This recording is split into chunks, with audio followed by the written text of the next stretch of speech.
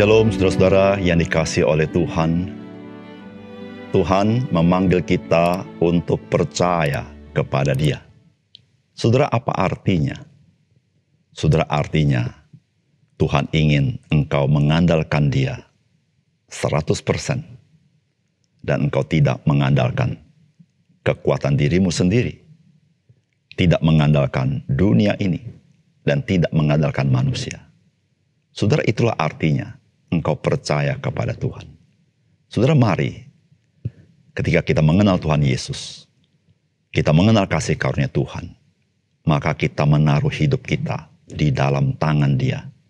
Tangan yang penuh kuasa, tangan yang penuh kasih, dan yang setia itu.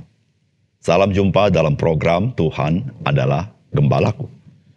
Saudara, dari sejak semula, Alkitab memberitahukan kepada kita bahwa mengandalkan manusia pada akhirnya adalah kekalahan dan kegagalan.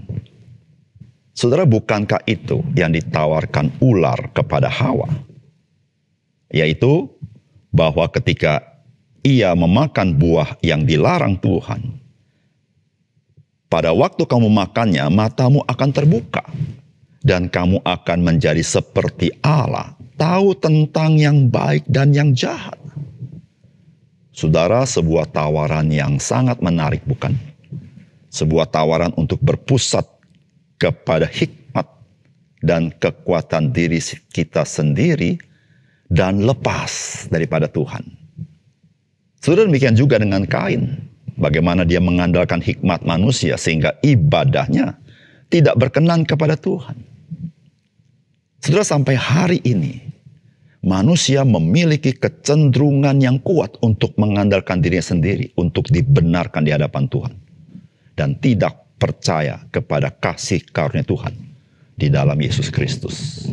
Saudara, sesungguhnya ketika kita celik mata rohaninya, maka kita baru menyadari bahwa kehidupan kita ini semata-mata kasih karunia Tuhan. Apatah lagi hidup yang baru bisa lepas dari kuasa dosa, kuasa si jahat, kuasa maut. Saudara, tentu itu harus ada di dalam kasih karunia Tuhan. Karena tidak seorang pun yang sanggup mampu melakukannya itu. Saudara, mari kita membaca Mika pasal yang ke-7. Celaka aku, sebab keadaanku seperti pada pengumpulan buah-buahan musim kemarau.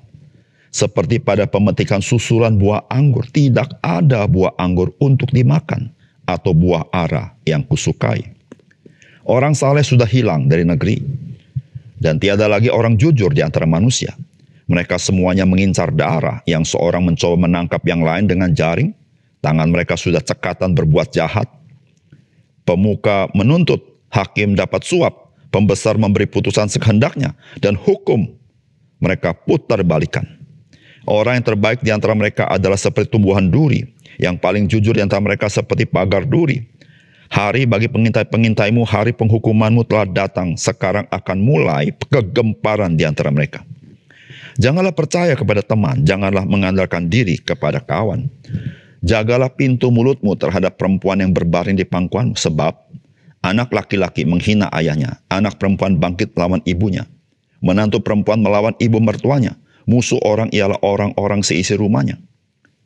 Tetapi aku ini akan menunggu-nunggu Tuhan, akan mengharapkan Allah yang menyelamatkan aku. Allahku akan mendengarkan aku. Janganlah bersukacita atas aku, hai musuhku. Sekalipun aku jatuh, aku akan bangun pula. Sekalipun aku duduk dalam gelap, Tuhan akan menjadi terangku. Aku akan memikul kemarahan Tuhan, sebab aku telah berdosa kepadanya, sampai ia memperjuangkan perkaraku dan memberi keadilan kepadaku. Membawa aku ke dalam terang, sehingga aku mengalami keadilannya. Musuhku akan melihatnya, dan dengan malu ia akan menutup mukanya. Dia yang berkata kepadaku, di mana Tuhan Allahmu? Mataku akan memandang dia, sekarang ia diinjak-injak seperti lumpur di jalan.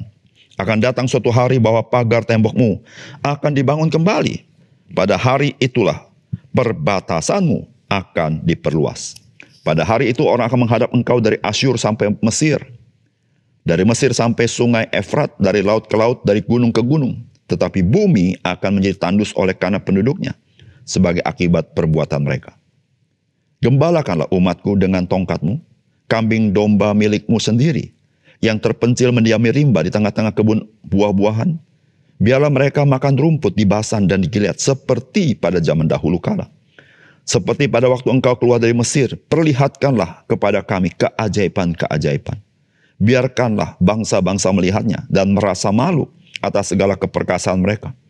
Biarlah mereka menutup mulutnya dengan tangan, dan telinganya menjadi tuli. Biarlah mereka menjilat debu seperti ular, seperti binatang menjalar di bumi. Biarlah mereka keluar dengan gemetar dari kubunya, dan datang kepada Tuhan Allah kami dengan gentar, dengan takut kepadamu. Siapakah Allah seperti engkau yang mengampuni dosa, dan memaafkan pelanggaran dari sisa-sisa miliknya sendiri, yang tidak bertahan dalam murkanya untuk seterusnya, melainkan berkenan kepada kasih setia. Biarlah ia kembali menyayangi kita, menghapuskan kesalahan kita, dan melemparkan segala dosa kita ke dalam tubir-tubir laut. Kiranya engkau menunjukkan setiamu kepada Yakub dan kasihmu kepada Abraham, seperti yang telah kau janjikan dengan bersumpah kepada nenek moyang kami sejak zaman purbakala. Saudara yang dikasihi oleh Tuhan, bangsa Israel tidak lagi berbuah yang baik, yang menggambarkan bagaimana perilaku kehidupan bangsa Israel yang tidak lagi menggambarkan sebagai umat Tuhan. Saudara, hal ini terjadi karena bangsa Israel tidak lagi berpaut kepada Tuhan, tidak lagi melekat kepada Tuhan. Mereka menjadi bangsa yang belajar dari bangsa-bangsa lain, bahkan mereka bergantung kepada bangsa lain, dan ilah-ilah bangsa lain mereka sembah juga. Saudara, kita pernah mendengar kalimat buah jatuh tidak jauh dari pohonnya. Dan kita bisa mengenal sebuah pohon dari buahnya. Saudara, namun firman Tuhan tidak hanya berbicara tentang kegagalan bangsa Israel. Tapi firman Tuhan juga berbicara bahwa Tuhan tidak pernah gagal dengan umatnya. Karena Tuhan adalah Tuhan memegang perjanjian. Dan Tuhan adalah Tuhan yang penuh kasih setia. Saudara, oleh karena itu mengapa kita perlu dan harus bergantung kepada Dia. Kita cenderung gagal, tetapi Tuhan tidak pernah gagal. Saudara, apakah pesan firman Tuhan bagi kita? Saudara, yang pertama, saudara ingatlah Tuhan Yesus itu adalah pokok anggur yang benar. Dan kita orang-orang percaya adalah carang-carangnya. Tinggallah di dalam Kristus dan Kristus di dalam kita, maka kita akan berbuah banyak. Saudara, firman Tuhan berkata begini, celaka aku sebab keadaanku seperti pada pengumpulan buah-buahan musim kemarau. Seperti pada pemetikan susulan buah anggur, tidak ada buah anggur untuk dimakan atau buah aren yang kusukai. Orang saleh sudah hilang dari negeri dan tiada lagi orang jujur di antara manusia. Mereka semua mengincar darah, yang seorang mencoba menangkap yang lain dengan jaring. Tangan mereka sudah cekatan berbuat jahat. Pemuka menuntut, hakim dapat disuap, pembesar memberi putusan sekehendaknya, dan hukum mereka putar balikan. Orang yang terbaik di antara mereka adalah seperti tumbuhan duri. Yang paling jujur di antara mereka seperti pagar duri. Hari bagi pengintai-pengintaimu, hari penghukumanmu telah datang. Sekarang akan mulai kegemparan di antara mereka. Janganlah percaya kepada teman, janganlah mengandalkan diri kepada kawan. Jagalah pintu mulutmu terhadap perempuan yang berbaring di pangkuanmu. Sebab anak laki-laki menghina ayahnya, anak perempuan bangkit melawan ibunya, menantu perempuan melawan ibu mertuanya, musuh orang ialah orang-orang seisi rumahnya. Tetapi aku ini akan menunggu-nunggu Tuhan, akan mengharapkan Allah yang menyelamatkan aku. Allahku akan mendengarkan aku. Saudara yang dikasihi oleh Tuhan, apa yang disampaikan oleh Mika tentang bangsa Israel, bahwa bangsa Israel kali itu sudah tidak lagi dapat dinikmati buahnya. Itu seperti pengumpulan buah pada musim kemarau. Buahnya sudah busuk, sudah jelek, sudah tidak baik, bahkan tidak ditemui buah aren disukai. Saudara, itu gambaran daripada kelakuan perbuatan-perbuatan dari orang-orang Israel pada zaman Mika. Saudara. Saudara, kita tahu, saudara, bahwa Tuhan menggambarkan bangsa Israel itu seperti pohon anggurnya Tuhan. Yang Tuhan tanam, yang Tuhan pelihara, yang Tuhan rawat. Supaya bisa menghasilkan buah. Saudara, bukankah itu yang Tuhan katakan kepada Abraham? Bahwa keturunan Abraham akan menjadi berkat. Akan banyak di bumi ini. Tetapi saudara, apa yang terjadi? Saudara, bangsa Israel tidak ditemukan sebagai pohon anggur yang menjadi berkat. Saudara, kalau kita membaca kitab Yeremia pasal 2 ayat 21-22. Saudara, Tuhan berkata begini, namun aku telah membuat engkau tumbuh sebagai pokok anggur pilihan. Sebagai benih yang sungguh murni. Saudara, betul saudara. Tuhan memurnikan mereka. Tuhan memilih mereka. Lalu dilanjutkan, betapa engkau berubah menjadi pohon berbau busuk. Pohon anggur liar. Bahkan sekalipun engkau mencuci dirimu dengan air abu dan dengan banyak sabun, namun noda kesalahanmu tetap ada di depan mataku. Demikianlah firman Tuhan Allah. Saudara, Yesaya 5 ayat 4 berkata begini, apatah lagi yang harus diperbuat untuk kebun anggurku itu yang belum kuperbuat kepadanya. Aku menanti supaya dihasilkannya buah anggur yang baik. Mengapa yang dihasilkannya hanya buah anggur yang asam? Saudara, Mika memberitahukan bangsa Israel, sebetulnya engkau telah dipelihara Tuhan bagaikan pohon anggur. Tetapi engkau sekarang seperti pohon anggur liar. Saudara yang kasih dalam Tuhan, ketika kita membaca perjanjian lama, maka sesungguhnya saudara, perjanjian lama sedang menubuatkan tentang Mesias yang akan datang. Salah satu gambaran yang Tuhan mau nyatakan yaitu dari bangsa Israel. Bagaimana bangsa Israel harus jadi berkat bagi bangsa-bangsa yang sebenarnya puncaknya adalah pada Yesus Kristus. Saudara yang dikasihi Tuhan, Tuhan Yesus memberitahukan bahwa dialah pokok anggur yang benar. Saudara, dikatakan pokok anggur yang benar memberitahukan bahwa Yesus Kristus itu adalah penggenapan yang sejati dari apa yang telah dinubuatkan dalam perjanjian lama. Saudara, bangsa Israel itu sebuah gambaran. Dan gambaran bangsa Israel gagal. Tetapi saudara, Allah tidak pernah gagal. Disitulah saudara, Yesus berkata, akulah pokok anggur yang benar. Sehingga saudara, ketika kita berpaut kepada Dia, kepada pokok anggur yang benar ini, maka kita tidak berjalan seperti bangsa Israel di dalam zaman perjanjian lama. Tetapi kita boleh berbuah. Dan saudara, satu hal yang Tuhan katakan kepada kita, ketika engkau berbuah banyak, maka engkau memuliakan Tuhan. Oleh karena itu, saudara yang kasih dalam Tuhan, jikalau bangsa Israel gagal pada zaman Mika, karena mereka tidak berpaut kepada Tuhan, mari kita jangan meneladani mereka.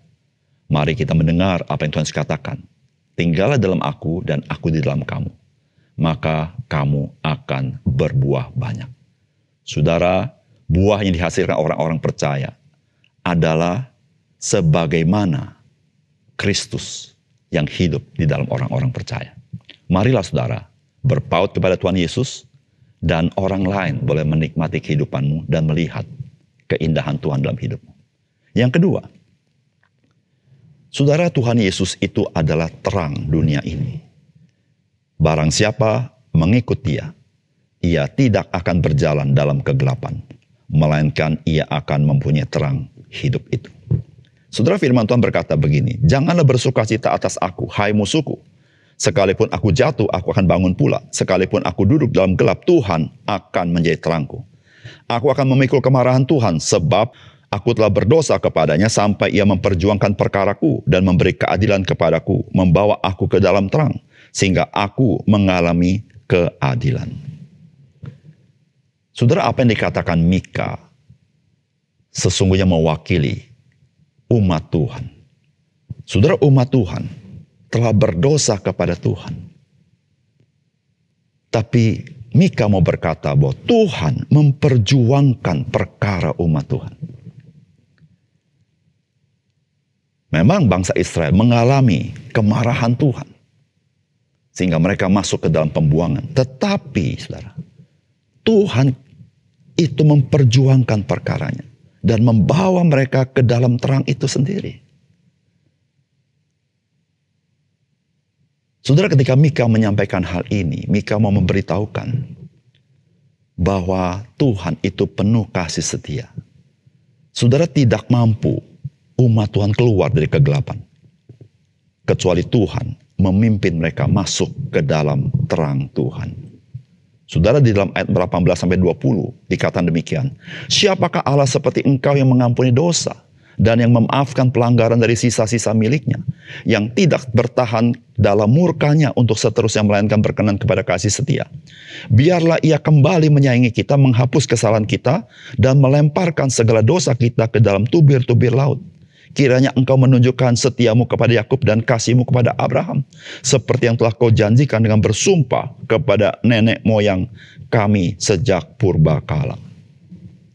Saudara, inilah yang menjadi sebuah pengharapan yang nyata yang disampaikan Mika. Saudara, Tuhan kita adalah Tuhan yang penuh kasih karunia, yang menghapuskan dosa-dosa kita bukan karena kebenaran kita. Bukan itu saja, saudara. Kalau saudara membaca ayat 11 dan 12 dikatakan demikian, akan datang suatu hari bahwa pagar tembokmu akan dibangun kembali. Pada hari itulah perbatasanmu akan diperluas. Pada hari itu orang akan menghadap engkau dari Asyur sampai Mesir, dari Mesir sampai sungai Efrat, dari laut ke laut, dari gunung ke gunung. Saudara, ketika kita membaca ini, ternyata firman Tuhan yang disampaikan Mika bukan hanya terbatas kepada bangsa Israel, tetapi firman Tuhan ini berbicara hal yang jauh, karena dikatakan bahwa pada hari itulah perbatasanmu akan diperluas. Dan saudara, bagaimana Tuhan memberkati umatnya sudah sampai dari laut ke laut, dari gunung ke gunung. Saudara, itulah masuk kepada zaman gereja Tuhan. Dari berbagai tempat diberkati oleh Tuhan. Saudara yang kasih dalam Tuhan, Tuhan Yesus mengatakan, akulah terang dunia. Barang siapa mengikut aku, dia tidak berjalan dalam kegelapan, karena dia berada di dalam terang hidup. Saudara yang kasih dalam Tuhan, hanya di dalam Yesus, engkau dan saya boleh mengalami terang hidup itu. Saudara, ketika kita masih di dalam lumpur dosa, kita masih di dalam kegelapan itu. Ketika kita masih terikat dengan kuasa si jahat, kita masih dalam kegelapan itu. Ketika kita masih terikat dunia ini, kita masih dalam kegelapan itu. Tetapi saudara, ketika kita mengenal Yesus, saudara, kita berada di dalam terang Tuhan itu. Saudara, Tuhan Yesus berkata apa, saudara? Aku memberikan hidup, dan hidup itu di dalam kelimpahannya. Saudara, itulah hidup anak-anak terang. Saudara, di dalam ayat ke-14 dari kitab Mika ini berkata apa? Gembalakanlah umatku dengan tongkatmu, kambing dombamu sendiri, yang terpencil mendiami rimba di tengah-tengah kebun buah-buahan. Biarlah mereka makan rumput di Basan dan di Gilead seperti pada zaman dahulu kala. Saudara, biarlah mereka makan rumput di Basan dan Gilead. Saudara, sebuah gambaran, saudara. Basan dan Gilead itu, saudara, itu tanah yang subur, tanah yang makmur. Saudara, itulah gambaran yang Tuhan berikan kepada kita. Aku memberikan hidup itu. Hidup di dalam kelimpahan. Saudara, itulah hidup di dalam terang Tuhan. Sehingga barang siapa yang berjalan mengikuti Tuhan, dia tidak hidup dalam kegelapan. Karena ada terang kehidupan di dalamnya. Oleh karena itu, saudara yang kasih dalam Tuhan, marilah kita mengenal Tuhan. Karena Tuhan Yesus itu adalah terang dunia ini. Jika engkau tidak mengenal dia, engkau hidup dalam kegelapan. Engkau tidak mendapatkan berkat-berkat rohani yang melimpah itu. Tetapi ketika engkau hidup di dalam dia, engkau mengalami terang Tuhan. Mata rohanimu celik, dan engkau menerima berkat-berkat rohani yang tersimpan di surga.